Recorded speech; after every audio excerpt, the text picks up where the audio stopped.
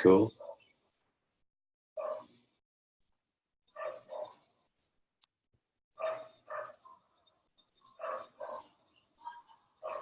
Hey, Rhonda's coming on. That's awesome.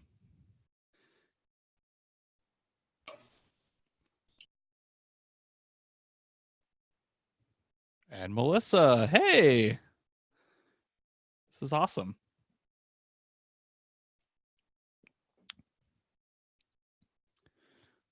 Got David that just joined us. Give it one or two more minutes and then we'll get going here.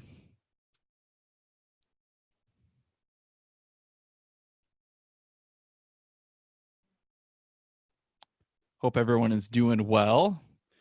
For those of you here in the Phoenix area, I hope you're staying cool.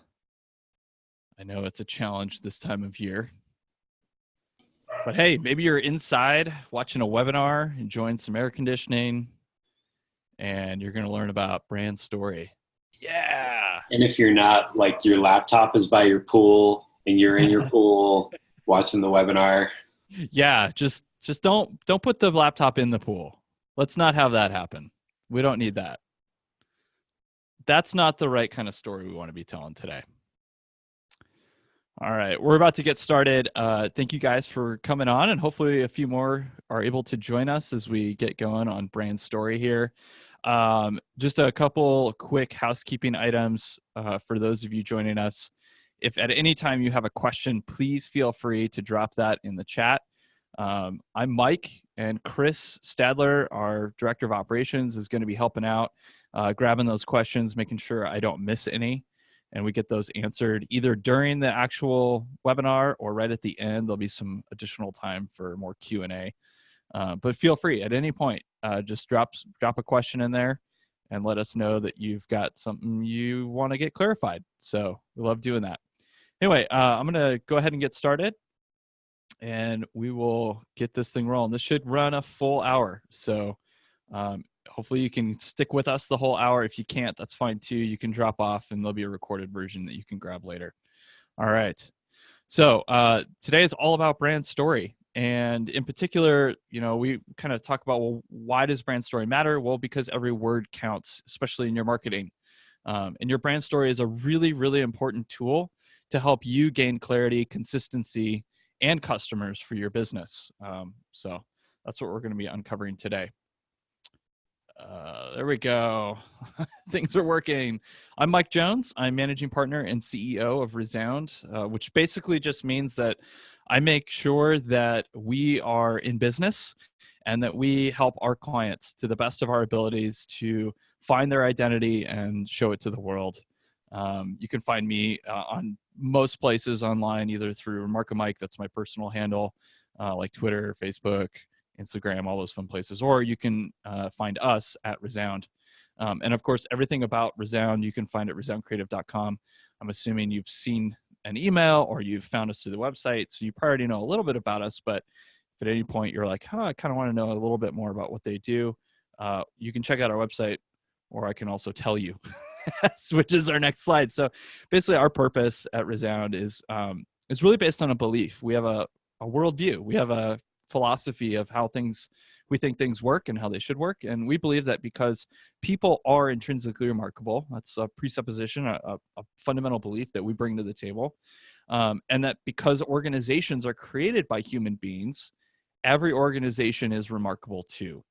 But unfortunately, a lot of organizations just don't act like it. Right? Maybe they've forgotten, maybe they never really clarified what makes them remarkable. Maybe, you just get into the grind of the day to day and you get distracted. Right. And so that's why we exist. We exist to help specifically B2B. So businesses that sell to businesses, find their authentic identity. And in order to resonate with their audiences and build lasting customer relationships through content, design, and video. We also do a lot of other things that are very related to that kind of unpack out of that. So what does that basically mean from like a services standpoint? Well, we do brand strategy. So we help clients understand who they are, how that all fits together into their marketing and their larger kind of plan for the vision for their business and how they want to build their culture. And then how does that get formalized into an actual identity, right? So how do we take our brand, this concept of maybe what we value and our purpose and our vision and our mission and our personality, and how do we formalize that into an identity package? Things like logo and name and the colors that we use and the words that we use in all of our content, which then leads to like, okay, well, how do we get our message out into the world? How do we tell our story in an effective way for the audiences that we want to get in front of as a business? Well, that requires content strategy. And then lastly, you got to have platforms in which to do that: website, collateral development, video production, all of those media platforms that you really need in order to tell your story effectively as a business. That's what we do. A few of the clients that we've helped. So we've worked a lot here in Arizona as well as outside the state. And these are some that probably more well known to those of us in Arizona, like Shamrock Farms, Rock and Refill, which is a brand out of Shamrock Farms, Infusionsoft, Appointment Plus, Canyon State, Henry and Horn. We're also working with some co-working spaces like Max 6 and The Department, and just really love helping companies who want to really get that story out into the market and really ultimately have resonance with not just customers, but also with their own employees and staff, and really with all of their stakeholders in their business. So that's enough about Resound. Let's talk a little bit about brand before we talk about brand story. All right. So a little setup for us to get us all on the same page. So what is or is not a brand?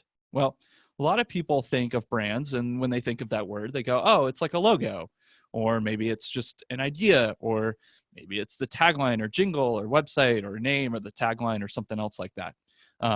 That's a lot of times what people think. Or maybe they even think like, oh, it's all of those things, right? It's everything all kind of coming together to make the brand. And I would argue that's probably right. But I think there's something even deeper. And that's why we start really from the very bottom, the very foundation of a brand. When we talk about what does it mean to brand something or to create a brand, or to when you talk about the act of branding. And brand is very much like a foundation. The core of your brand, the very like bottom layer of your brand, is what's going to set the strong foundation for everything else that you do, especially in your marketing and communications. It's what really sets the stage to identify how is this all going to look? How is this all going to feel?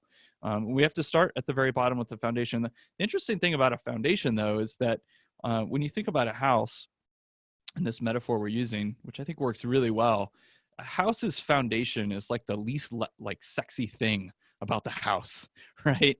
It's the thing that like we know we have to do it. It's a lot of work. We got to get it right. If you don't get it right, everything's going to fall apart, or that house is just not going to last. But it's not the thing that everybody wants. Everybody wants like the nice features and the cool kitchen and the big open living spaces and, you know, the yard and the landscaping and a pool and all the other things that come with a house. And I feel like brands are a lot of the same way, right? We know that we have to work on the very core, the very foundation of the brand in order to get it all right. But that's really hard and it's not very sexy. And the stuff that we really want to get to is stuff like logo and colors, and heck, like I don't even care about that stuff. I just want to get out into the marketplace and tell our story and start having people, you know, resonate with it and buy our products and services, right? And that's why it's like really important that we differentiate brand from product, right? Brand from services. The things that we produce, the things that we do as organizations are not our brand. They're maybe an extension of our brand, right? Certainly, if I want to have a certain house look a certain way, I've got to build the foundation the right way. But that foundation is really what sets everything up for success. And the products are not what necessarily sets you up for long-term success. It's the brand itself and how those products integrate with the brand, how those services integrate with your brand. And so that's why we have to start with the foundation first. Okay. It's not the stuff, right? So like in our house metaphor again, right, we talk about like, hey, all the things that people really get excited about are the stuff, right? It's the reclaimed Viking ship door, like garage doors on this really cool house. But brand isn't really that stuff. It's deeper than that. So why does brand matter, right? So we talk about what is a brand, but why does it even matter? Well, here's a few examples of why it matters. First off, we got this example, and bear with me. You got to play the game here in order for it to work. And the game is you are shopping for a minivan. You've decided you need a minivan, and don't argue otherwise, because this activity just doesn't work any other way. But you're in the market for a minivan, and you've narrowed it down. You've got it down to Chrysler on the left, Volkswagen on the right.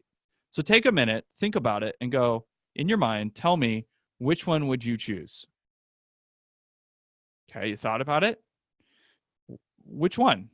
A lot of people, when I ask them this question, gravitate towards the Volkswagen. And the follow-up question is always, well, why? Right? Why Volkswagen? Well, they have a reputation of safety. Okay, I can understand that. I think they've done a pretty good job of building that reputation over time, especially if you're looking for a minivan. Maybe that's part of the equation. And a lot of other people say, oh, well, it's the German engineering, right? It's a better car. It's going to maybe last longer, or it's going to have better performance, or something that kind of relates to the engineering of the car. And yeah, we could probably say that about Volkswagen. Here's the interesting thing, though. If we were to peel back the cover on these two cars, if we were to take all of the siding and panels off, all the stylistic portions of the car, and we were to just say, let's look at the engine, let's look at the drivetrain, let's look at the chassis, let's look at the things that actually fundamentally make this a car. And we said, what's the difference between these two cars? Do you know what the fundamental difference is? The fundamental difference is there is no difference. These are exactly the same two cars. And what's really interesting is that Volkswagen licensed their minivan from Chrysler, meaning that both of these cars underneath the hood, underneath the skin, are actually both Chryslers. And the only difference between them is some styling and a logo. And yet here's the really interesting part. Which one do you think sells for more? Yeah, the Volkswagen sells for more. In fact, quite a bit more, on average about 10 grand more, right? When these two minivans were on the market. So that's like the first point, right? If you build and establish a great brand within a category, guess what? You can build perceived value for your brand that even if you have the same product and service at a functional level, your brand is worth more to the customer.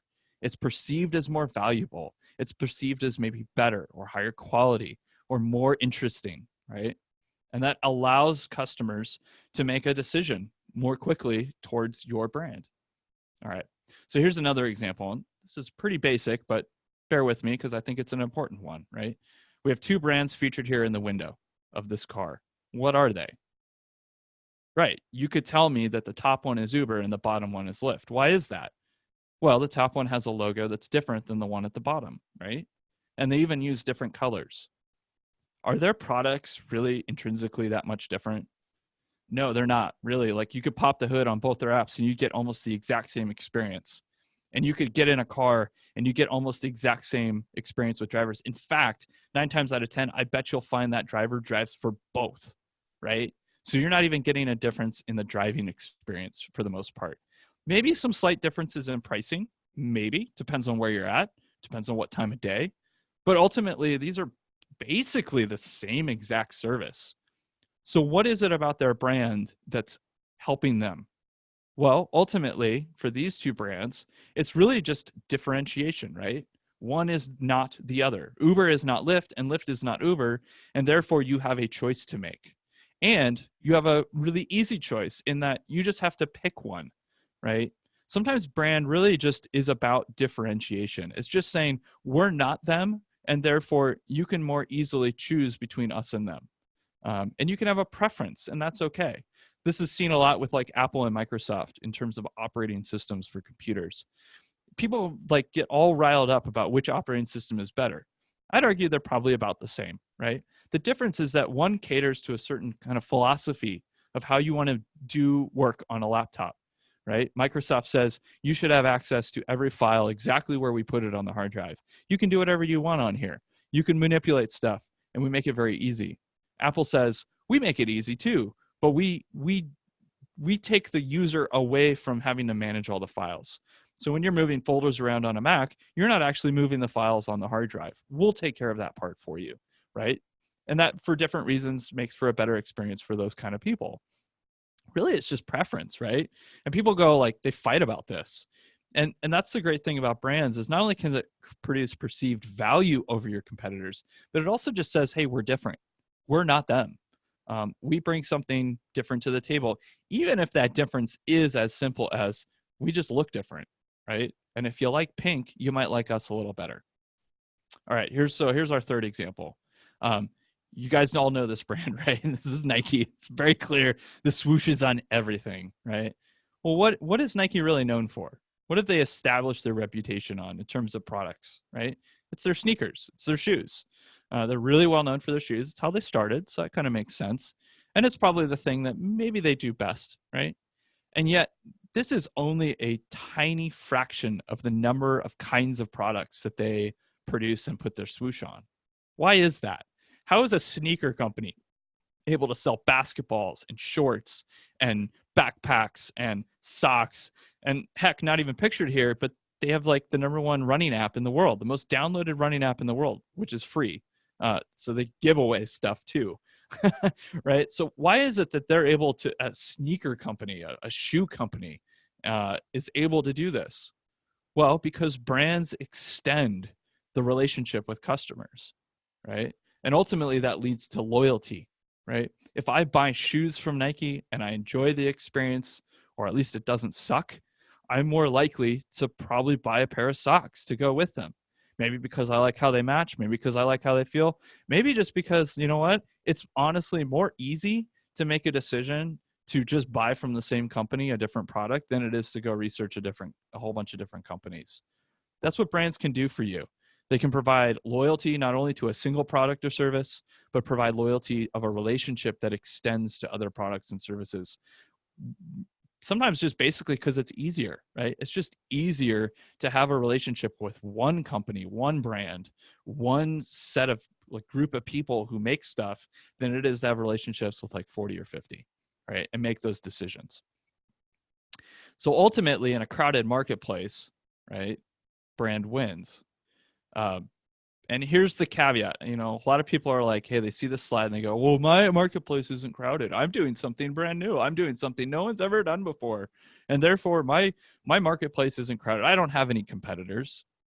And I go, okay, well, maybe you don't have any direct competitors. But guess what? We live in the 21st century where every single customer that you could ever possibly have is inundated with messages. Doesn't even have to be from competitors. It could simply be from another company, another advertisement that takes up their attention, or it could even be their friends and family, or some advisor, or some counselor, or like just some random guy they find on the internet on YouTube who all of a sudden has sucked them down the rabbit hole of YouTube videos. Those are all distractions. Those are all things that crowd out our customers and our clients' attention, right? And ultimately, when we talk about brand and we talk about marketing with our brands, what we're really talking about is gaining really good attention, traction with our clients, saying, hey, wow, like I want to know more about that brand because that really resonates with me. That image they're putting out into the world, that story that they're telling, that resonates with me. And while I have a whole lot of other things I could be doing right now and a whole bunch of other voices in the room with me, I want to pay attention to this brand in this moment because that resonates, right? So brands are not just about competing against our direct competitors. They're really about standing out amongst everything else that people are inundated with. That's why brands win. So, got to ask the question, what gives you the best chance of influencing someone's perception of your brand, right? So, if we know that brands matter, we understand that brands, we got to start at the foundation. So, what is it that's going to give us that best chance to really say, look, we have something compelling and interesting and valuable to bring to you as a customer? How do we do that? How do we get them to go, oh, yeah, that's interesting, right? Well, I think fundamentally it's telling the truth, right? It's saying, this is who we are. This is what we believe in. This is what we do. And it's true. It's real.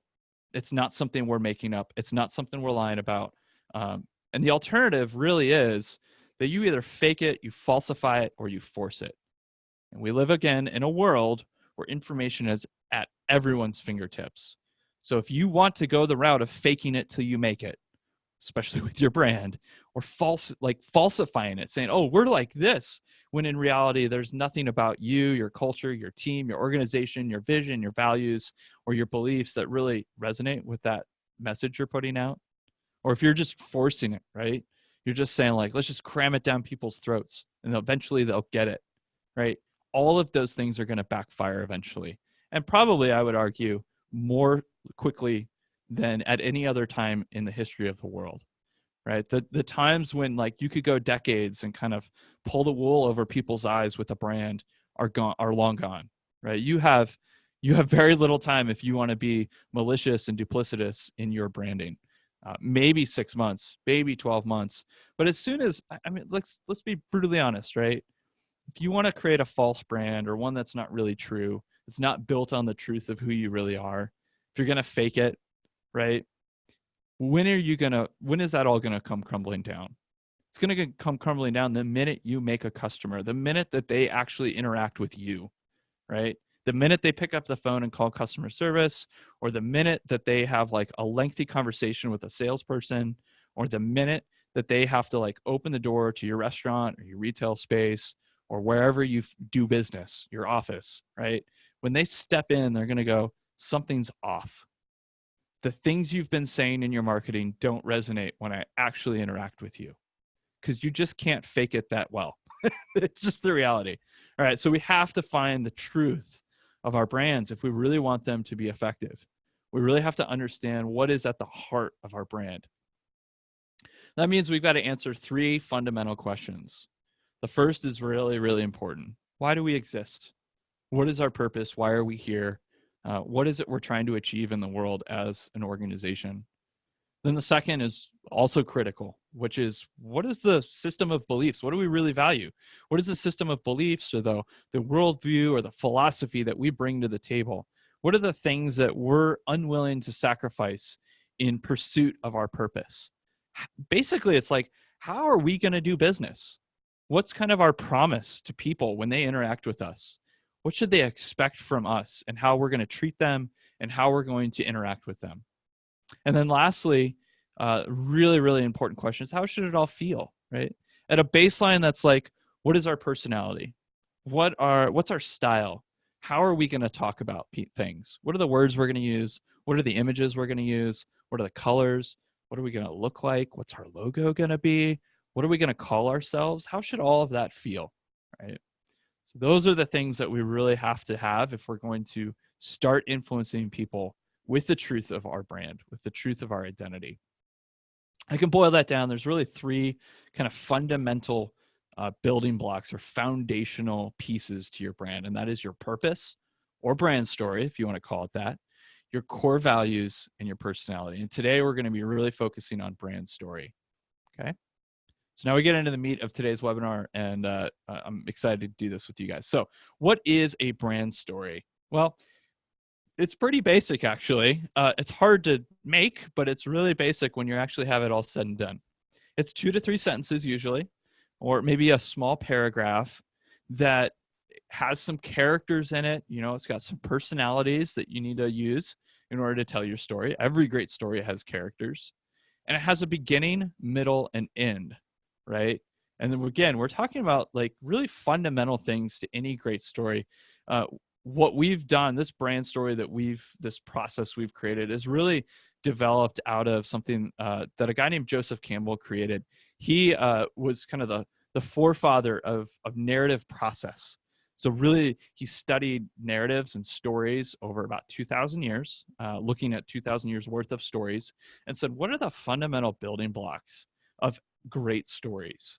How can I piece them apart and not only tell great stories myself, but also help others to tell great stories? And as a philosopher, Joseph Campbell was very interested in telling great stories. And he came up with 12, right? There's 12 particular pieces, and that includes kind of the characters, the steps, and the kind of arc of the story that are necessary for great stories. And his kind of process has become now one of the most like most used, most popular, most like it's infiltrated every piece of our pop culture. If you look at almost any movie, any like major novel written, and even a lot of not major novels written, even a lot of like marketing content now follows that process of those 12 pieces that Joseph Campbell outlined. for stories. What we've done is we've boiled those down and we've made it even simpler, right?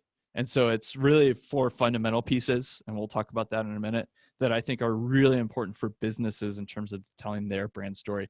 Businesses are not in the business of telling stories like a movie, right? We're not, while we can entertain with our stories are really to help solve a problem and help a customer really understand their place in the story of our brand and how they can help interact with it and how we're going to help them, right? And so that's why it's really important that we keep this as simple as possible. So just like any great story, brand story has a beginning, a middle, and an end. And ultimately, it answers 3 fundamental questions about your business, and that is why, how, and what, right? Why do we exist? How do we do it? And what's the point? All right. And ultimately, your brand story becomes a tool that informs everything you produce from a content standpoint for your business. So whether it's a blog post or a newsletter that you write or a press release or even some emails to your clients or your customers, how you respond to a voicemail, how you put your invoice out into the world when you send it to a client. These are all really important pieces of content, and they should all be inspired or influenced or pulled from your brand story. We'll talk about a little bit more about that near the end of how you can do that. All right, so here we get to the real guts of your story. Every single brand story has 4 basic components. It has a hero who has a problem and a guide who has the solution to the hero's problem. And what's really interesting is that when we think about the hero in a story, who do we often think of? Well, when we add the word brand to the beginning of story, we tend to think that the story is all about the brand. And that we then think, well, if the story is about the brand, then the hero of the story is the brand. And if we think about other stories that we know that we really enjoy, maybe we'll take Luke Skywalker from Star Wars as an example. Luke is known as the hero in the story of Star Wars.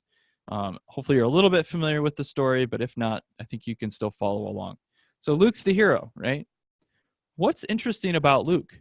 Luke is not the most lovable guy in the beginning of the story, right?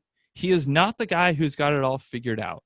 He's not the guy who's coming in brash, confident, because he actually knows exactly what to do and has all this experience and he's been there and done that. No, he's this kid who's kind of lost and not really knowing where he wants to go in life, just knows that he doesn't want to be where he already is, right? And yet he's the hero. Well, why is he the hero? He's the hero because he overcomes his problems throughout the story, right? And that's what's really important to understand about brand story, is that the hero in your brand's story is never the brand.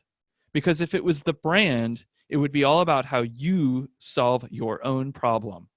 And the reality is brands don't solve problems for themselves. Brands have already solved problems for customers. And that's why this story, the way that you craft your brand story, is so important to remember that the hero of your story is your customer or your client. It is never you as the brand. You have a place. You are a character in the story for sure, and you play a very important role. But this story isn't really for you. It's about you, but it's not really for you. It's for your customers. All right. So that's a really, really important first piece of building a great brand story, is that you have to know who your hero is. So you need to spend some time thinking really long and hard, maybe doing some brainstorming. We've got some worksheets on our website that might be helpful to uncover who your audience is, right? Who are these customers that we're trying to talk to? Who is this audience that we're trying to get in front of? What do they like? What do they not like? Who are they? Do they have names? Do they have a job? Do they hold a certain position within a company? What's their lifestyle? What's their family status? Like, what is the context of their life? And then ultimately, what you really need to do is identify, okay, these are who they are, but what is the real problem that they're encountering that we help them solve, right? What is the real pain point that they're struggling with? And if you have a business that maybe serves different kinds of people, you might find that each of them has a little bit different flavor to that pain point. So is there some way that you can extrapolate out kind of a universal pain point that you help solve? And then how do you address that specifically to different segments of your audience, right? That's the first part of your brand story. The second part is these two fundamental pieces, right? We talked about your customer is the hero. And so every great story has a guide that comes alongside the hero and helps them solve their problem. In the case of Star Wars, one of the guides that comes along to help Luke is Yoda. That's, I think, in the second movie, The Empire Strikes Back. But if you want to use Obi-Wan Kenobi, or at various points, like Luke is helped by a whole bunch of different characters. But really, Yoda is a very easy one to think about. Well, who is Yoda? Yoda's experienced. He's lived for over 800 years. He knows this thing called the Force, which allows him to move things with his mind and have great abilities and be able to defeat different enemies. And he's also super wise, right? Just because he's seen a lot of life. He's an elder statesman, right? And all of those things added up allow him to be this incredible guide for Luke and helps him solve Luke's fundamental problem, which in the case of the guide of Yoda is he's helping Luke solve the problem of what is the Force and how do I use it? How do I get better at it? And ultimately, he's helping Luke kind of find his place in the universe. So the question becomes for you and your brand, who are you? What are these unique attributes you bring to the table that make you, right? What is just intrinsic, like kind of worldview or philosophy that you see the world through? And how have you applied that to your products and services in a unique way?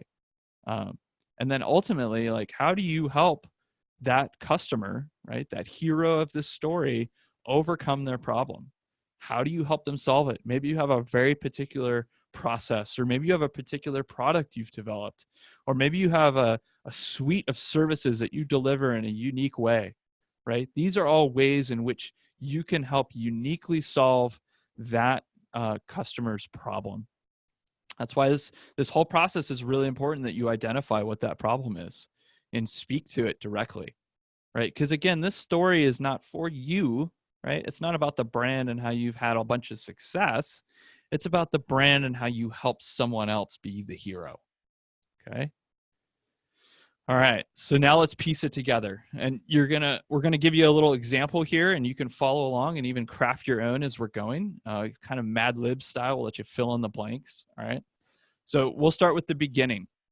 So in the beginning, you have your company, right? And so we're going to use a fictitious company right now.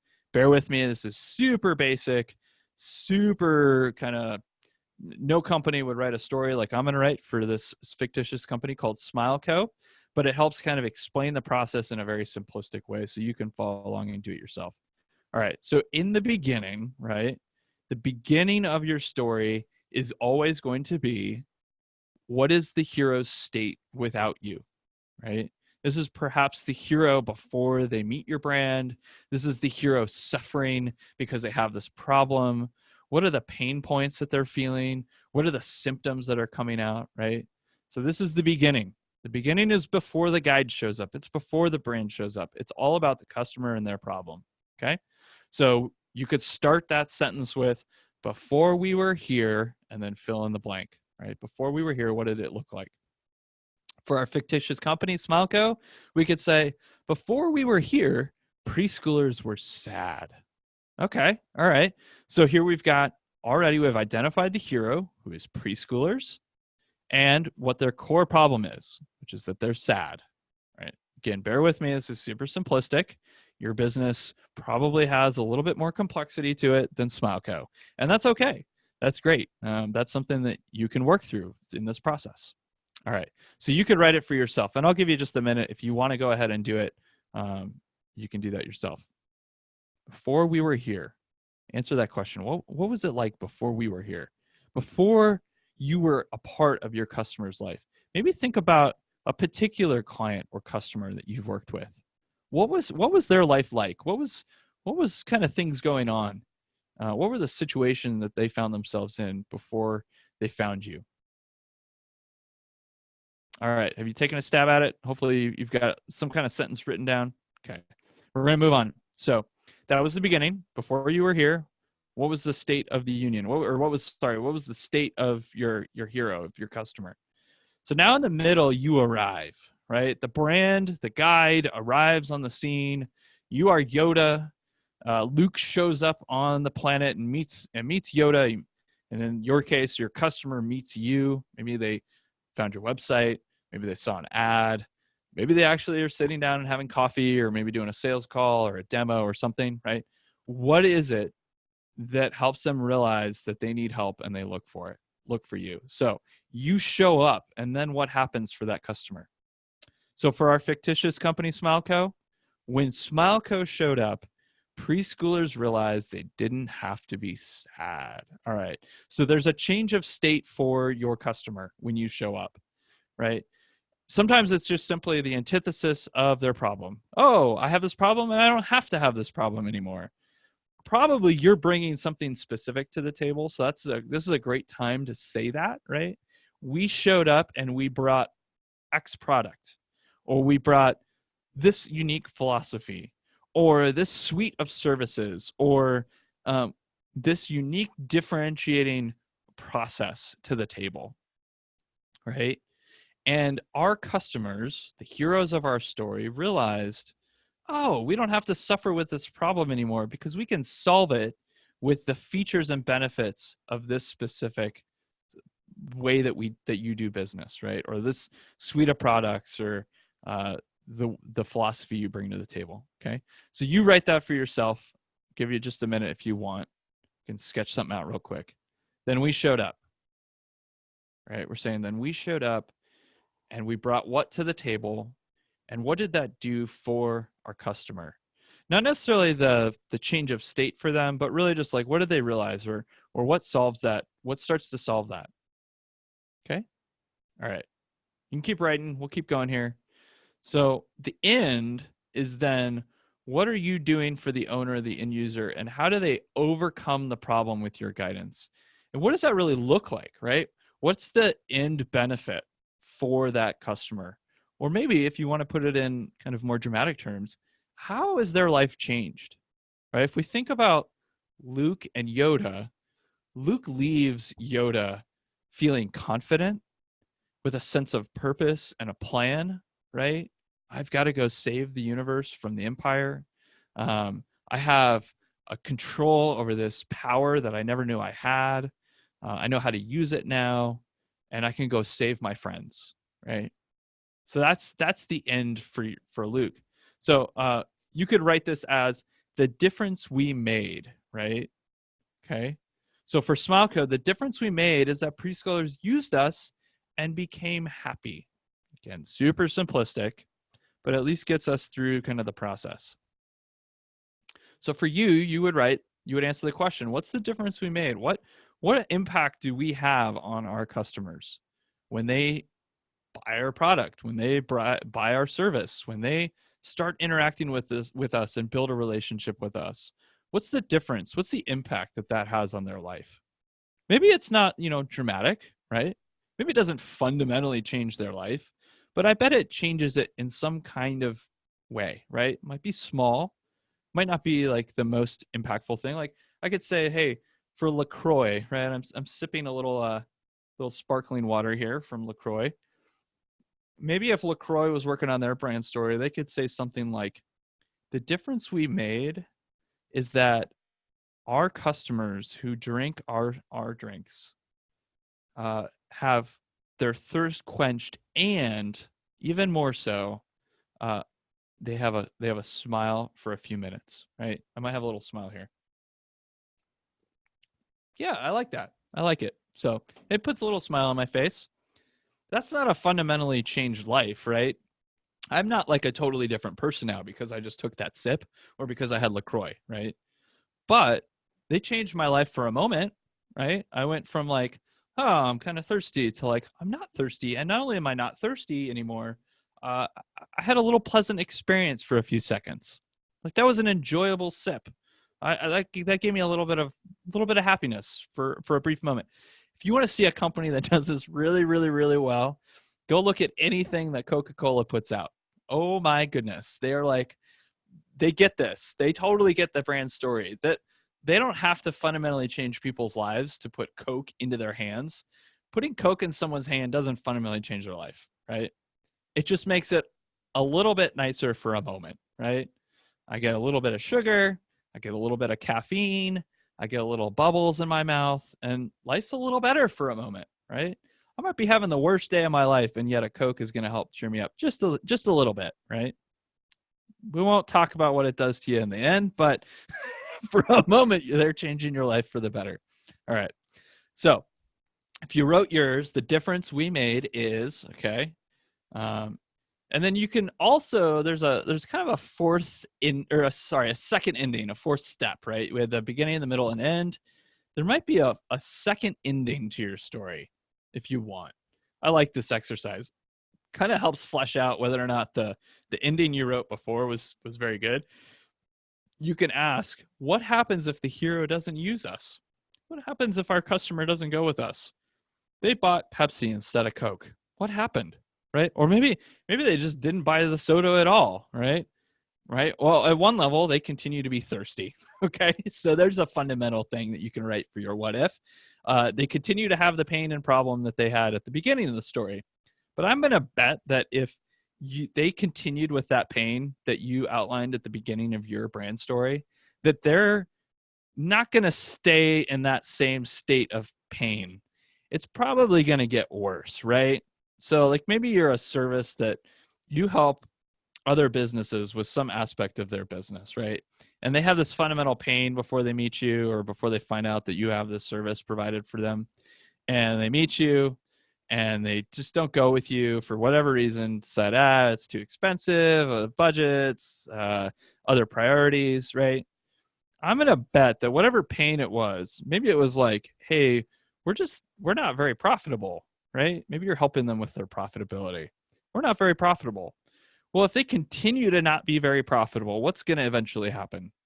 Well, in the worst case scenario, they're going to go out of business, right?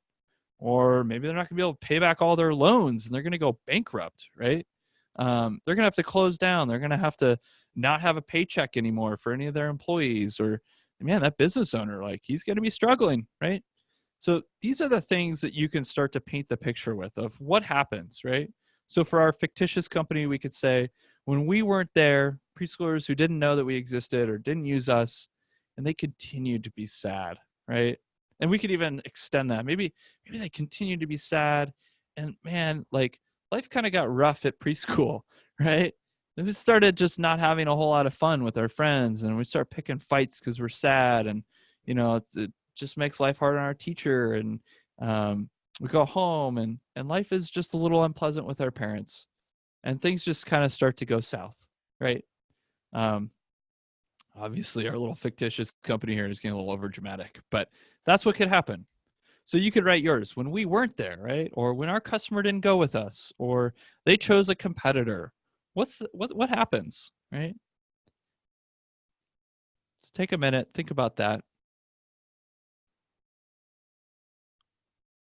All right. Maybe you've got something written down. We'll keep going here. All right. So now you can put it all together, right? So what you've got right now are probably like 3 or 4 statements that feel like really cookie cutter. They're really basic, and that's okay. We just taught you the process, and now we're going to refine it, right? So let's put it all together and maybe get a little creative when we're putting it together. Let's add a little bit of flair. This is where knowing your personality as a brand is really important. Then you kind of know like, well, what kind of flair should I put in my story? All right. So for SmileCo, we wrote this new version, right? We took it's the same process, but we just kind of cleaned it up a little. We put it together, added a little bit of creativity, and this is what we came up with. The world felt like a sad place because preschoolers didn't have an alternative to sadness and frowns. SmileCo, like a ray of light bursting through burdensome clouds, brought a new and refreshing alternative to sadness. And at this point, we could even say what exactly the product is, right? Maybe it's stickers, SmileCo stickers. Preschoolers everywhere took notice of SmileCo's stickers, choosing to abandon continued sadness and painting their faces with SmileCo's stickers, amazing brand of smiles all over their their faces, right? Maybe it's paint. I don't know. We didn't really get that specific. All right. So you could do this for you, right? Put together those pieces of your story that you just wrote, and then start to add a little creativity, add a little bit of messaging flair, right? This becomes your baseline brand story. It's probably still going to feel a little formulaic, right? Right? Like we have the hero and the problem. We have the company showing up or the brand showing up and helping solve the problem, and then ultimately the outcome, right? This end benefit for the customer. It feels a little formulaic. So how do you make it go from formulaic to like really resounding? Well, there's some things that you can do. There's a few things that work really well. One is you can weave the pieces together covertly, right? So instead of like this, oh, the beginning is always introducing the hero and their problem, and the middle is us showing up and solving the problem with our products and services, and the ending is the end change state for the customer, right? So maybe reverse or move things around in there, right? Maybe start with the end, start with like the outcome, and then work backwards to the problem, okay? So there's some examples here. So Virgin America says, Virgin America is a California-based airline that's on a mission to make flying good again. All right, what's interesting is they start with themselves, right? So they don't start with the hero, and they start with their mission, which in our previous kind of outline of how to write the story would have probably been the middle. It would have been, hey, they show up and they're on a mission to make flying good again. And then they have a way in which they do that. And then there's an outcome. All right. So then they say, all right, well, here's how we do it with brand new planes, attractive fares, top-notch service, and a host of fun, innovative amenities that are reinventing domestic air travel. Okay, that's really cool. All right. And then lastly, they end with all of the features, right? These are all the things that are really cool. So they actually, interesting enough, you go all the way back, they make flying good again, right? So this actually is an inferred problem. They're actually doing a couple different really cool things here. They're inferring the problem because they're saying that flying isn't good without actually saying that directly. They're saying flying, making it good again, which infers that it's not good right now. So they're giving us a taste of who what their customers' experiential life, how it's going to change, right? Flying sucks right now. I'd like to do it differently. I'd like a better experience when I fly, whether I'm going on vacation or I'm on a business trip. Like, I don't want it to be the way it is right now. It's not fun. All right. Well, how is it not fun? Well, the planes are old, they're dingy, right? Or, man, it's expensive to fly. Or, man, I don't really get great service from, the people that are on the plane that are serving us. Or like, there's just nothing really fun to do. I just sit there. I got to bring all my own entertainment and stuff, right? And so Virgin's saying, these are the things that make flying bad right now.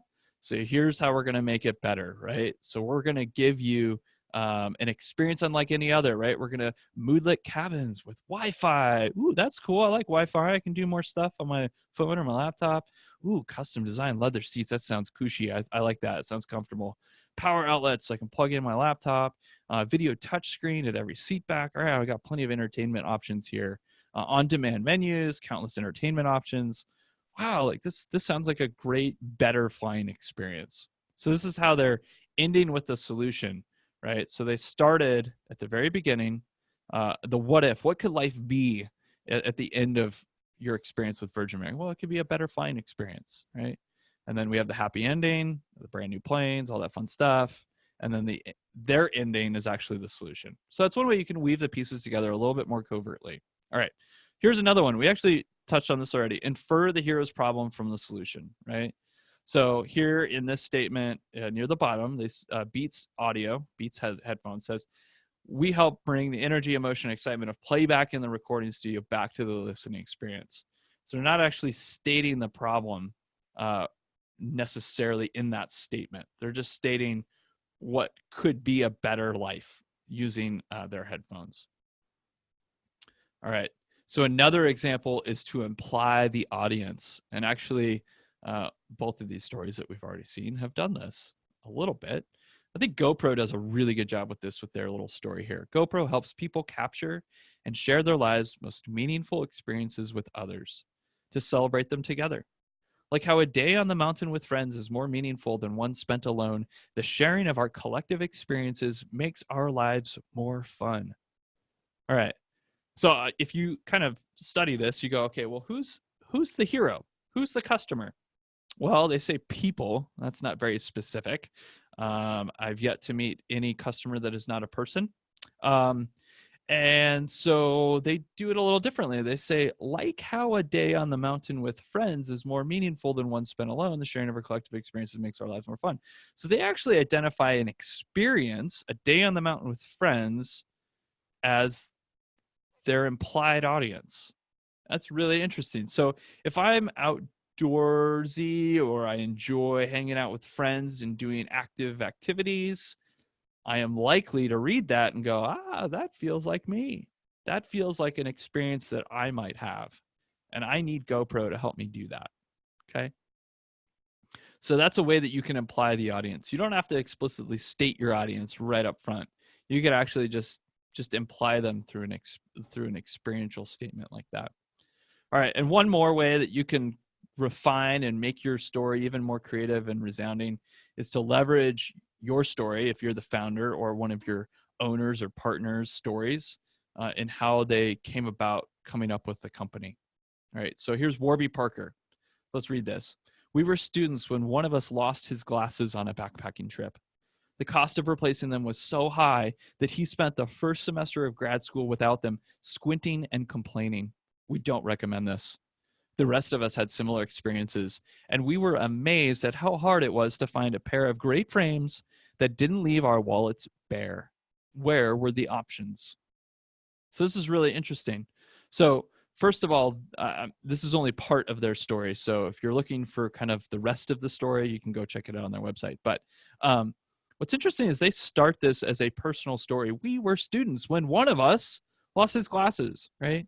So they actually insert themselves into the hero's spot, which is a really creative thing to do because they're doing it as a setup for why you should buy your eyeglasses from them. And that's because they've already been there, right? They lost their glasses and they had this horrible experience trying to find some replacements that weren't super expensive, that they liked, that had a good solid like feel to them. Especially as students, right? So they're implying a lot of different things about their heroes. One is that they have a hard time finding new glasses, that they don't want to spend a lot of money because maybe they don't have a lot of money, as most students don't, right? And that if they don't do it, if they don't replace their glasses, life gets kind of difficult. It gets annoying, right? He's squinting and complaining, right? And so by inserting themselves, using that founder's story, they're providing a sense of realness, a sense of truth to their claim that they have a great way for you to get replacement for your glasses. Okay. Does that kind of make sense? All right. So now you've got your homework. Maybe you've taken a stab at writing your story as we were going through this process. And now you have some homework to really make it creative, really make it come to life. Write it, rewrite it, do it over and over again. So review what you already have, take a look at it, think on it, and then can you weave those pieces together covertly, right? Rearrange the pieces like a puzzle. Maybe try it different ways, see how it kind of sounds. Write it again, write it again, write it again. Can you infer the hero's problem from the solution? Can you not state it negatively? Can you state it positively only, right? So try that. Can you imply the audience, right? Can you not state the audience specifically, but give an example or an experience that would resonate with your audience? It's going to make it more compelling. It's going to make it more creative. And then can you insert your founder's story? Maybe it's your story if you're the founder or the owner of your business.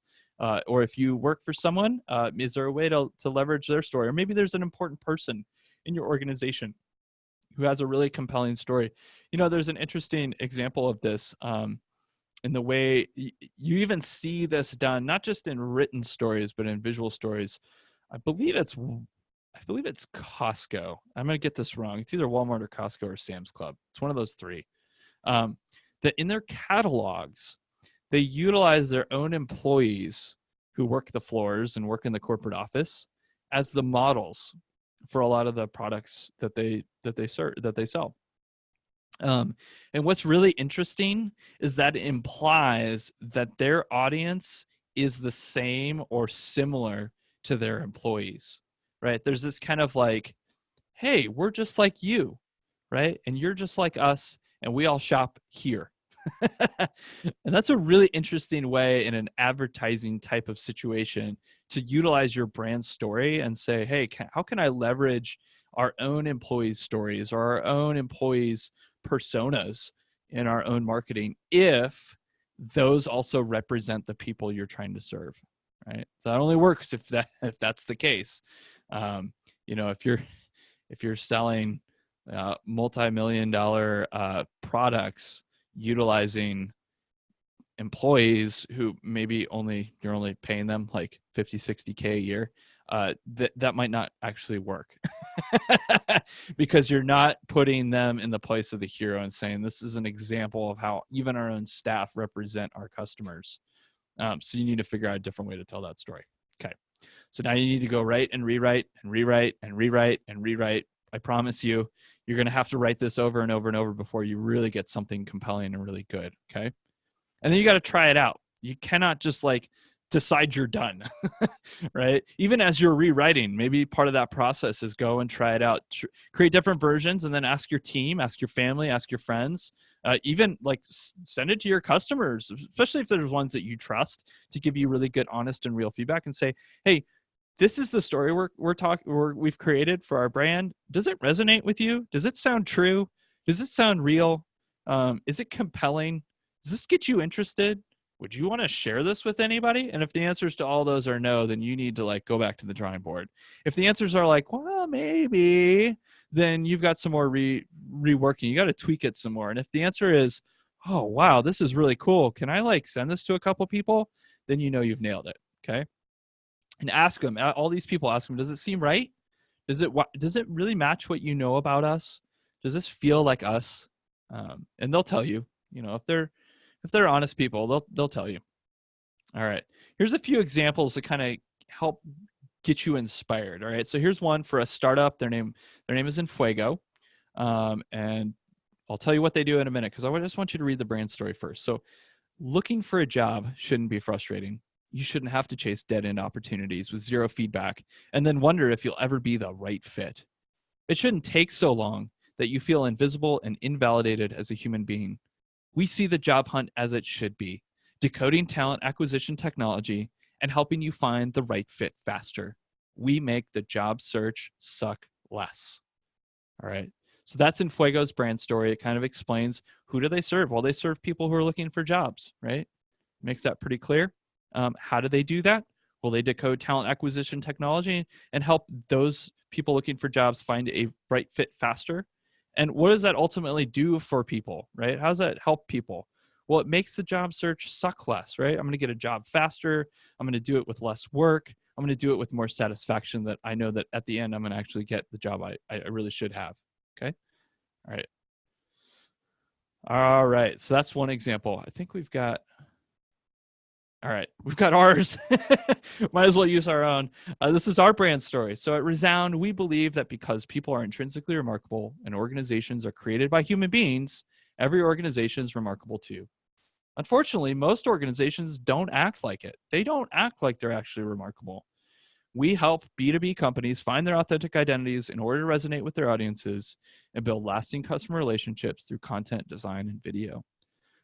So there's some interesting things here that we've done with ours. One is we start with our philosophy, and we felt like that was really important because we wanted people to understand why we come to this presupposition that authentic identities matter and that you should resonate with your audiences. You could actually, and at times we do this, we actually shorten our brand story all the way down to this last paragraph. We just say, Resound helps B2B companies find their authentic identities in order to resonate with their audiences and build lasting customer relationships. And we can even drop off that last section with content, design, and video if we don't have the space for it. Maybe like in a slide deck when we're just like doing a quick intro, or maybe in the about section on our Twitter profile where we only have like 240 characters to put something up there, right? So there's ways you can even piece this apart and use it differently. I like the full version because it really explains exactly why we do what we do, the philosophy of life that we bring to the table, and that really resonates with a lot of our clients. But all the pieces are there, right? We talk about who do we serve, B2B companies, what's the problem that they're encountering. They don't act like they're remarkable, even though they are. And what do we do for them? Well, we help them find their authentic identities. Tripping over my words. We help them find their authentic identities in order to resonate with their customers. Okay. So how do you use your brand story, right? Maybe you've got one now, or you're working on one and you're like, oh crap, now what am I going to do with it? Well, here's some ideas. One is it's your elevator pitch, right? Well, that was really interesting. And so like our brand story has become our elevator pitch. This shows up in every single presentation I give, right? It's a one slide version of who we are. That's an elevator pitch, 30 seconds, right? I can tell our story in less than 30 seconds. So you can use your brand story or maybe a version of it, a pared down version of it, to introduce your company to people you meet in presentations and pitches, hell, even in an elevator itself or anywhere else that you might talk to somebody. That's one of the really cool things about this tool, this brand story, is it's not just for marketing, it's for everybody. Everybody in your organization with a brand story that you've crafted for them can actually tell the same story in a compelling way. And it's incredible like how much power that has. When you give your brand story to everyone in your company or your organization, they now all have the same language to talk about it. And you'd be amazed at like how much they really enjoy that. They really like talking in the same way as everyone else about who you guys are and what you do and who you serve and how you solve their problems. Okay. So here's some other things you can do. You could create different versions based on who you're talking to in the context of your audience. So maybe like if you've got different audience segments that you talk to, write a couple different versions of your story. Then you can kind of use them and plug and play, put them in where you need to when you're talking to different audiences. Your brand story could become literally the headline and intro on the homepage of your website. This could become just the introduction to who you are and everything you provide for people. Obviously, your website's probably not going to stop with just the brand story. You're going to need to unpack it. So maybe your brand story introduces like, here's what we do in a very high level way. And then here's the specific ways in which we do that. Here's the specific services. Here's the specific markets that we serve. Here's some specific case studies of how we've done that and testimonials, social proof. And here's the specific processes. Maybe we deliver our services a certain way or something. So you have to like break that all down. But the brand story becomes kind of the entry point to everything else that you need to tell them. It could become the about us boilerplate. Whenever you need to put who are we on anything, right? It could be on brochures, sales sheets, press releases, any other kind of content that you're putting out there. A lot of times, or even if like you're going to go speak somewhere, right? You need a little blurb about the company that you work for that you need to give to the publication or to the event organizer. Well, this becomes your boilerplate. And another way you could use it is every part of your brand story becomes inspiration for blog posts, newsletters, ebooks, articles to be published in other publications. Really any kind of content you can think of should be inspired by your brand story. So each piece of your brand story, so the hero, their problem, the guide, your solution, and the ultimate outcome that you have for the hero, each one of those pieces can become a touch point or a focus for a different kind of content, right? So I could see like your brand story easily becoming a whole series of blog posts that unpacks each section of that brand story and fleshes it out more. Okay, when we say these are our heroes, what do we mean by that, right? Who are these different audience segments? Who do we serve? How do we serve them? Oh, we want to do a blog post about a particular service or a story about a particular customer, right? Or even if you think about it, like your brand story becomes the template for all of your advertising. So when you're putting like an ad together, maybe you want to shoot a little video or you want to put a little print ad together. It's going to go in a publication or you're going to put up some banner ads online. Question you should be asking is, are we telling our story? Is our brand story in this ad? Right? It should be. Really, like it's somewhere in that ad. This should be part of it. Now, you might not say it in the exact same words. Maybe you can use visuals instead of words to tell the story. So think again about think of like Coca-Cola. We'll use that example again. They don't always explicitly tell their whole brand story in words. Sometimes it's as simple as, well, the brand story is all about this refreshing happiness that you get from drinking a Coke.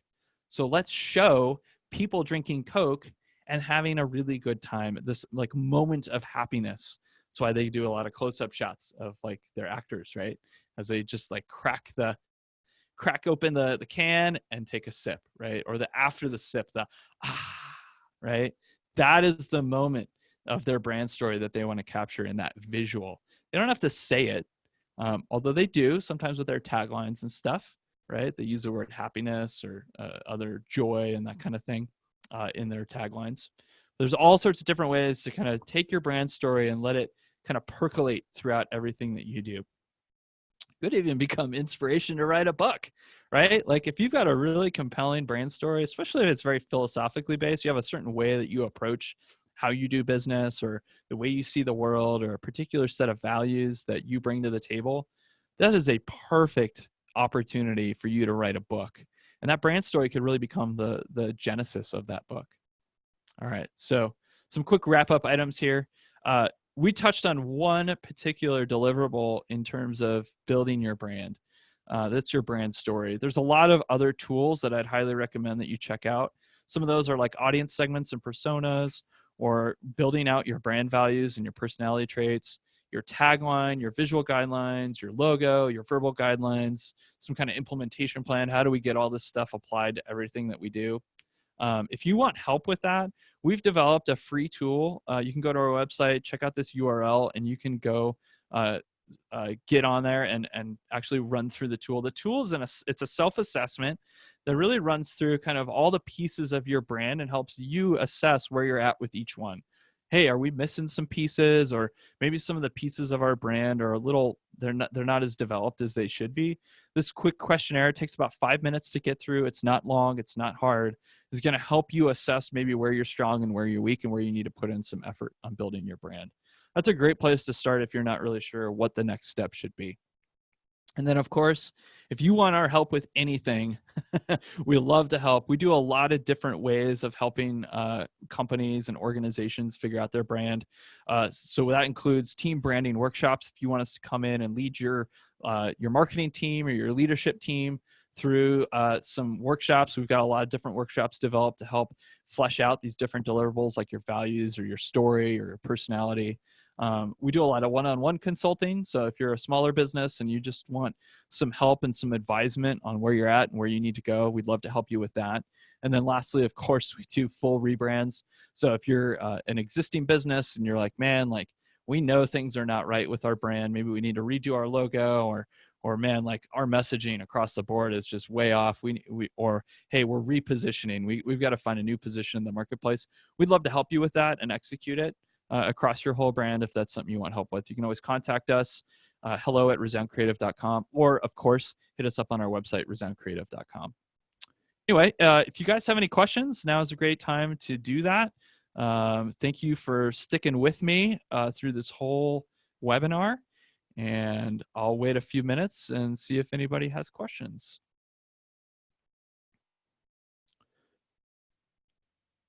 No one's jumping at the bit. I guess it'd be chomping at the bit, wouldn't it? If I'm going to be technically correct.